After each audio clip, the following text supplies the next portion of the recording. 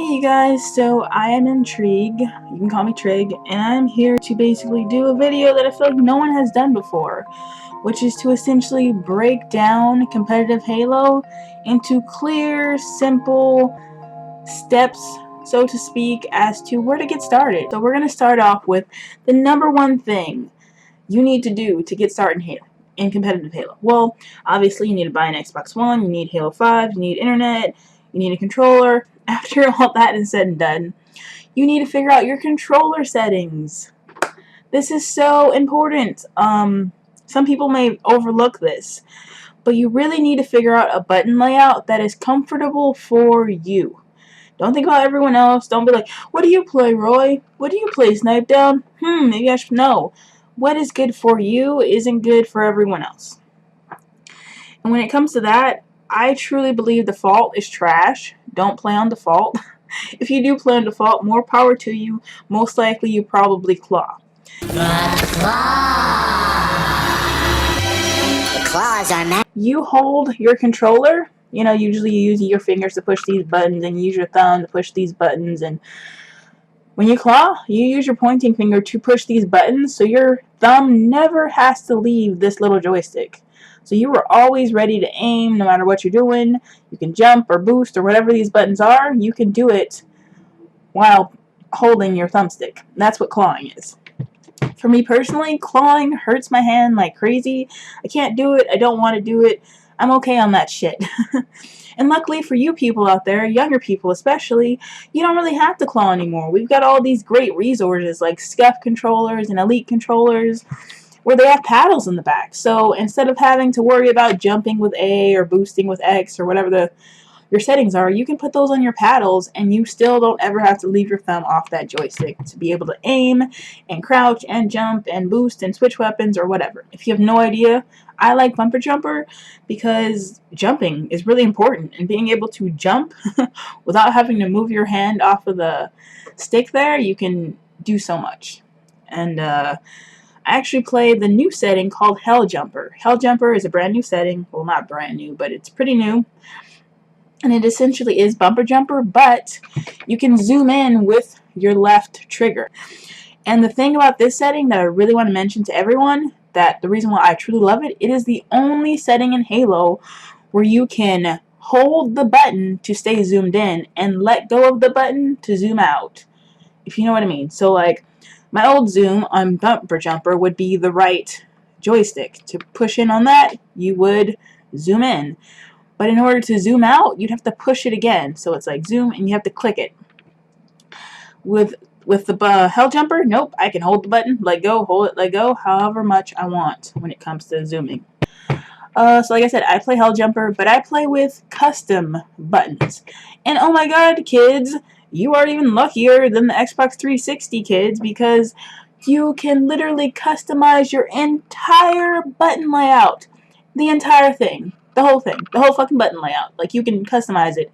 That is in the Xbox Accessories app. Figure that out on your own, once again. But I play on Hell Jumper. But I mean, there's so many different layouts. There's Southpaw, there's Boxer, there's Green Thumb, there's Recon, there's Fish Stick. There's so many different options for you out there. You're bound to find something that suits your needs. And so once you've figured out your whole controller setting thing, you figured out I'm definitely playing Southpaw, or I'm Boxer for sure, or whatever you've decided. The next thing is sensitivity. So fucking important. So important. This is something that is up for debate. Everyone has their opinions, but for the most part, most pros say that you should stay between 2 and 4 or 5, give or take. I think that you should start off with 2. Just start playing with 2, you know, go in free-for-all or whatever, play on 2, see how it feels. Like, don't just play a game, like play maybe 3 or 4 games on 2, see how it feels. Trust me, I've done this. And for me, playing on 2 is insane. My BR shot is usually extremely on point on 2, but you aren't able to turn around as much and do as many maneuvers and such. So maybe you want to move that on up to 3. Move it on up to 3, play a few games, see how it feels, same thing. If it still feels like you feel like you could still do more, keep moving up. Once you hit 5, that's when you need to just stop and think for a second. Is this really benefiting your BR shot or your pistol shot or whatever? Is this really helping you out? And that's basically how I think you should choose your sensitivity. But now, there is new shit going on with the whole sensitivity thing, which is also new to Halo. You're so lucky you get all this new stuff.